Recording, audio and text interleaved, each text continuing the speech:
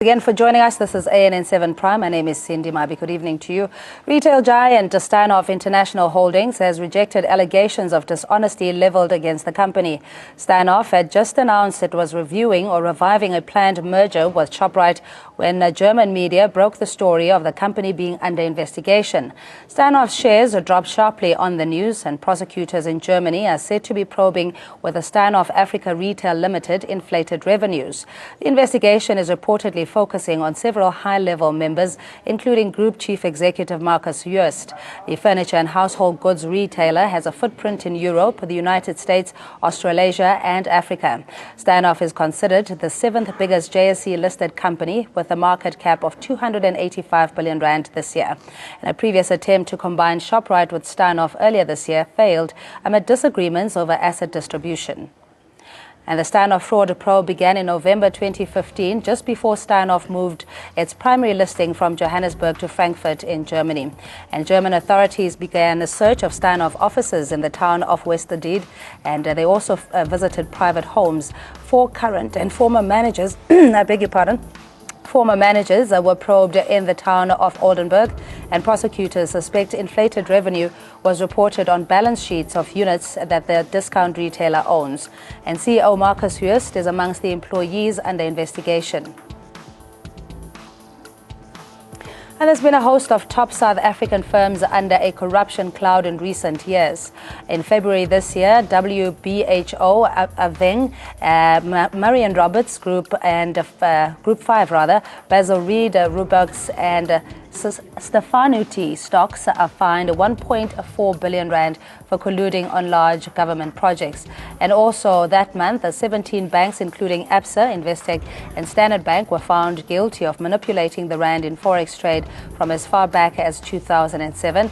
In March this year, Unilever South Africa and Sim Darby are charged with cartel behavior for dividing markets by allocating the manufacturing and supply of bakery and cooking products. And K-Line referred to the Competition Tribunal for alleged price fixing, market division and collusive tendering on shipment of Toyota South Africa vehicles. Also in March, the Human Communications, Cone Staffing and JobVest were prosecuted for agreeing on prices at which to quote their customers.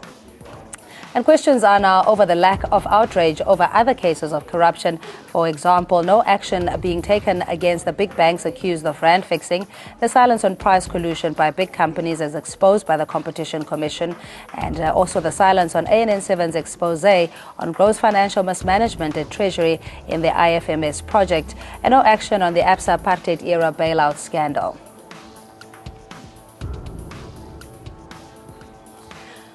Joining us is Tsepo Khadima, political analyst, and we have Udo Fruza, independent political analyst, and Barry Hanyane. Professor Barry Hanyane is a political analyst with the University of the Northwest. Good evening to you, and thanks so much for joining us. I mean, Khadima, any surprises that the scrutiny, or rather the focus, is not so much on the Steinhoff investigation or alleged investigation in Germany?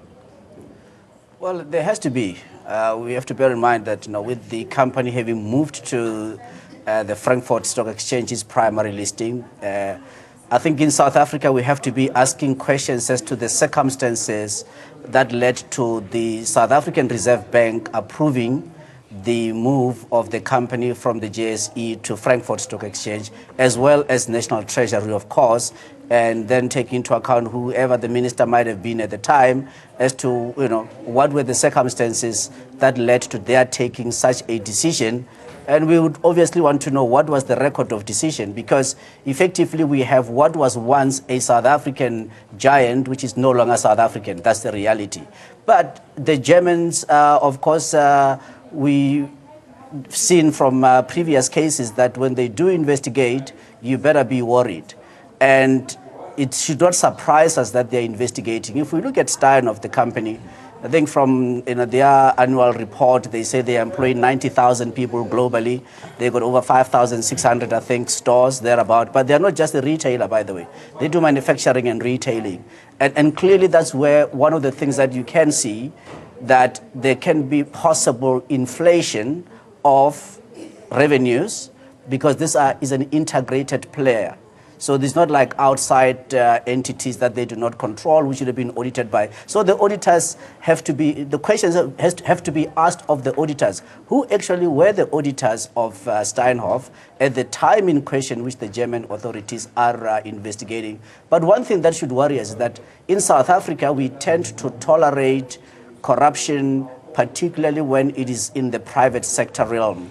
Dr. Nkosazana Dlamini-Zuma, when she was head of the AU Commission, we know that there was a report that came out of her office where it was shown from that investigation that more than 2/3, 66% of the corruption and bribery that we so much all concerned about is actually in the private sector, and that no more than 10% was actually in the government. But if you look at what mainstream media would want us to believe, is that 98% of corruption is actually in the public sphere, and that is really government and largely led by politicians. It's not the case.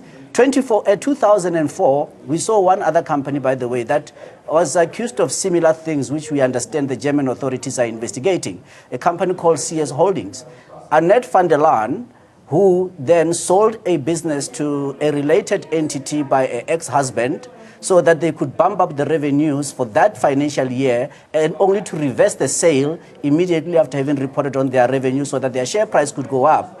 The question is this: is Steinhoff guilty of the same, because they are being accused of fraud, of inflating the revenue so that their balance sheet looks so good? Because the acquisitions that they have been making, they've been making those acquisitions not only through cash, but through share issues. But on the other hand, their bonds that they have been raising those bonds to be able to have cash to embark on this aggressive acquisition trail, it had to be funded somehow, and it had to be funded from a strong balance sheet. So it's something that we should welcome. Pity is done by the German authorities and not us. Yeah, okay, Professor Perry Hanyane, just in the public interest in how these acquisitions and mergers and very sophisticated deals impact on just the availability of goods and services of South Africans that we ought to scrutinize and want to know answers. What's your view? Good evening, Cindy. Good evening to your panelists, and of course, good evening to your viewers. Look, I think in this instance, it does have some measure of merit, because Steinhoff has interest in South Africa. Here we're talking the likes of PEP and other retail stores. So if things go the way they are going at the moment, and the German prosecutors have something to lean on, and they do find overwhelming evidence, I must caution that some sources in Germany are of the view that this is a course that is perpetuated by some partner who was part of Steinhoff, who is aggrieved and therefore has suggested that there is something fishy going on.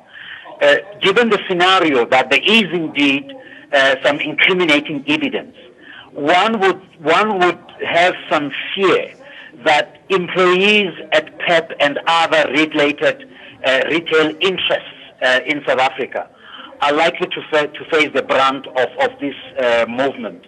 It could lead to unemployment. It could lead to some of the interests here being shut down, which impacts negatively in as far as our economy is concerned. All right, and Udo, how do you mitigate that in the interest, while there is an investigation going on, to ensure that it doesn't negatively impact on jobs or the operations locally? Well, it should be very clear that it should not impact on anybody. It should be very clear from the beginning of the investigation to the end and beyond. And this is not the first time that these things happen. It's not surprising at all. In fact, one of the former late BMW bosses once said, the higher the chaos in Africa, the higher the profits for Europe.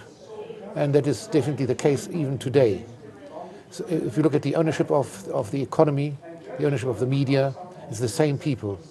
So the ownership of the economy, to address what Sepho Harimanau said, it's important to know that under such an exclusivity and sophistication, you cannot actually make any big progress. The economy is designed, the status quo is designed to stay the same. Now I need to point out something which is a bit historic, but it's very important. Why in particular in Africa, there are so many plunder barons. This is plunder what's happening, because it's easy, it goes fast, it enriches people very much.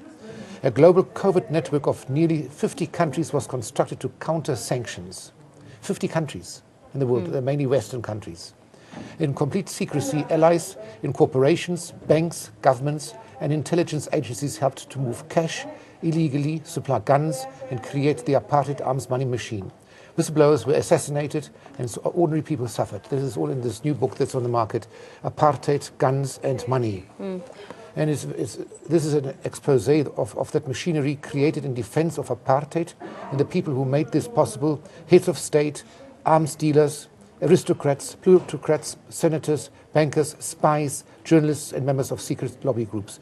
So you have a whole lot of people, a very well-oiled network that's at work here. I mean, we can lament the case of issues around collusion. We've seen with the rand, dollar, price fixing, forex, etc. And the fact that there is very little action that is being taken. Seppo, maybe you can give us the background as to why there isn't an appetite to go after cases of graft in the corporate sector, major ones for that matter.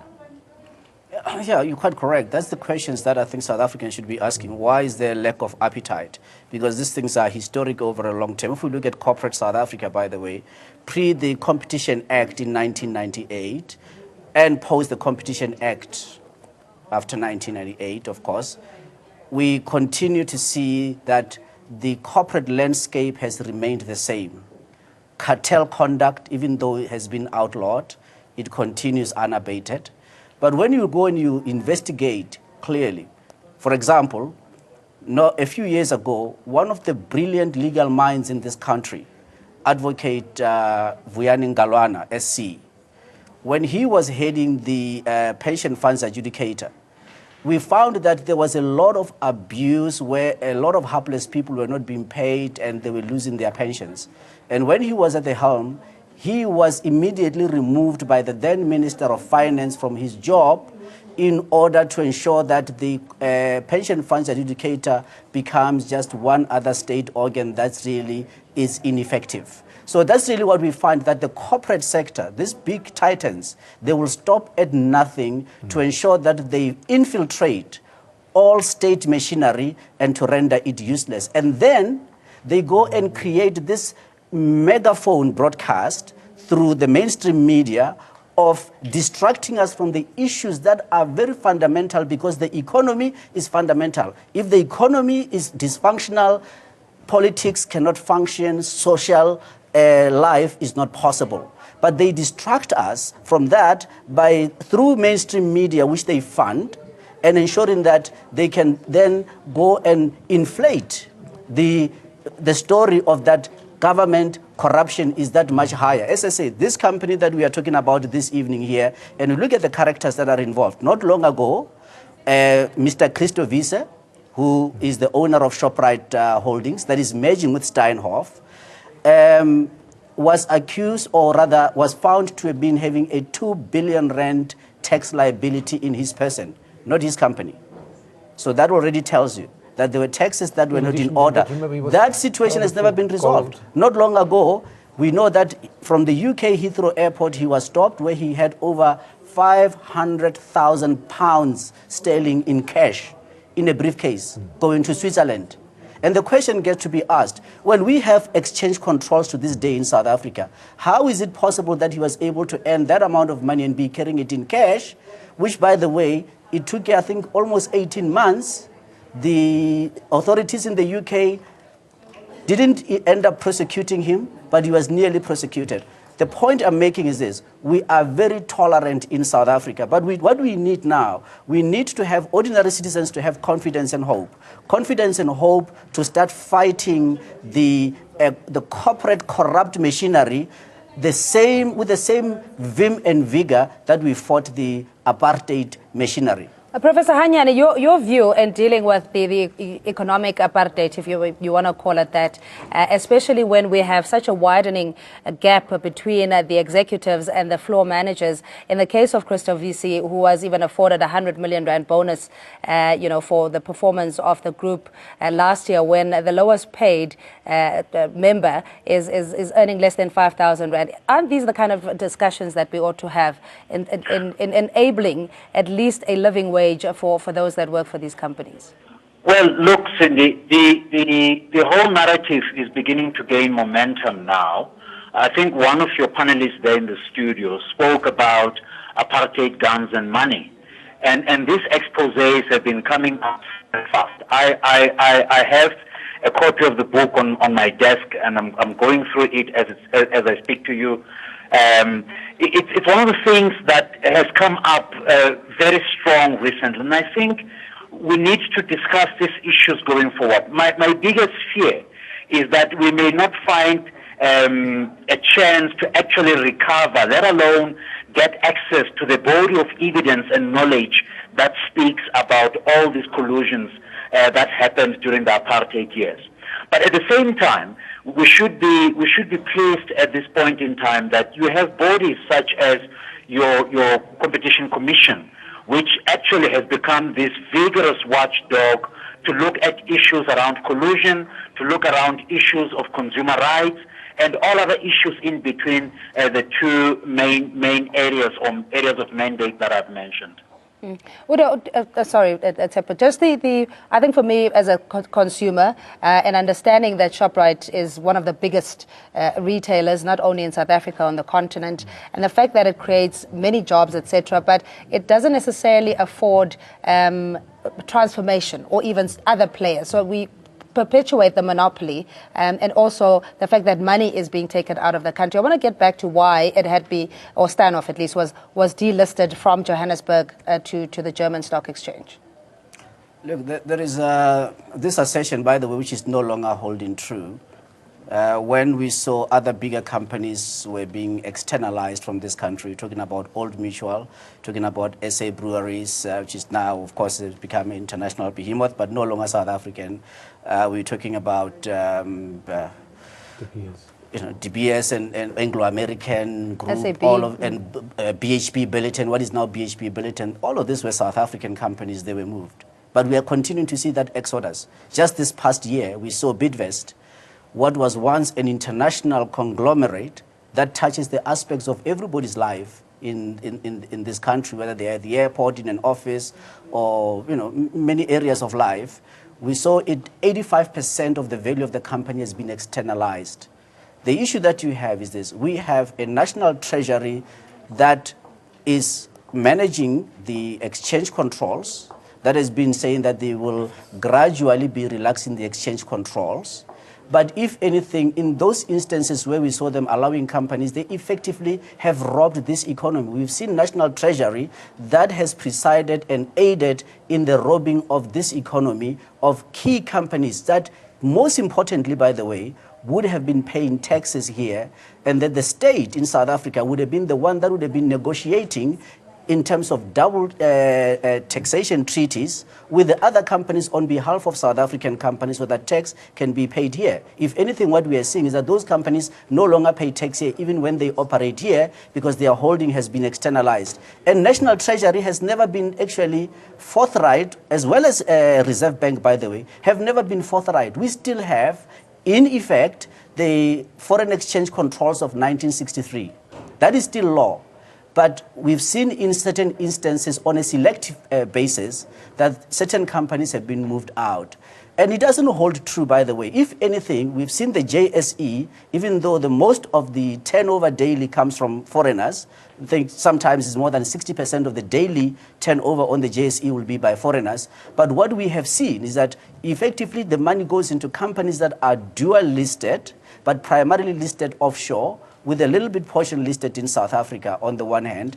And of course, the JSE itself is still a very small exchange. So we are saying, had the National Treasury and the Minister of Finance in particular been acting in the best interest of South Africa, these companies should never have been allowed to externalize as they have. And what they have now done, as we see now with the case with Steinhoff, whereby they are being investigated, is that as they go international in their quest to try really and have enough currency to be able to become global players, but that are no longer resident in South Africa, of course, such questions as to creative accounting, as is alleged in the case of Steinhoff, would be, they shouldn't surprise us. The question that must be asked, I underline again, who is the auditor that was auditing at that time? And I think that will come out soon, because we should not forget that one of the largest auditing firms, Arthur Andersen, it had to shut down because of the liability that have been on the partners and criminal liability after their auditing of Enron, which went bankrupt because of what? Creative accounting. And in terms of what was allowable. Same thing with WorldCom, and that effectively changed the world of accountancy globally. Will Steinhoff be one such example? I think following this German investigation, we wait and see. But if I was a director Steinhoff, I can assure you I would be exceedingly worried, because once you're investigated by those authorities, it's not going to be the same kid-glove situation we are seeing here in South Africa. But South Africa must stop tolerating corruption, fraud, in the corporate sector, because that has been going on for far too long. So what do you need, Minister Fikile Mbalula? And we say condolences for the loss of his mom. After the funeral of his mom, one of the things that he really needs to focus on is in terms of what strategy, who are the best minds he's going to employ within South African Police Service, and together with Minister Masutha within National Prosecuting Authority, to make sure that once and for all we can prosecute and jail those that are running cartels, those that are having fraudulent conduct through creative accounting, and those that are just downright avoid or evading tax instead of even avoiding it. Yeah, I mean, we often hear, especially if you read business reports or headlines, that the acquisition and mergers is good for the economy, it will provide much needed jobs, etc., goods and services. But the reality is that the bulk of those profits are then extracted from the country, whereas, as Sepp was saying, that there are other means that the government could have a revenue stream. Udo, in your view? This is unmitigated avarice or absolute greed.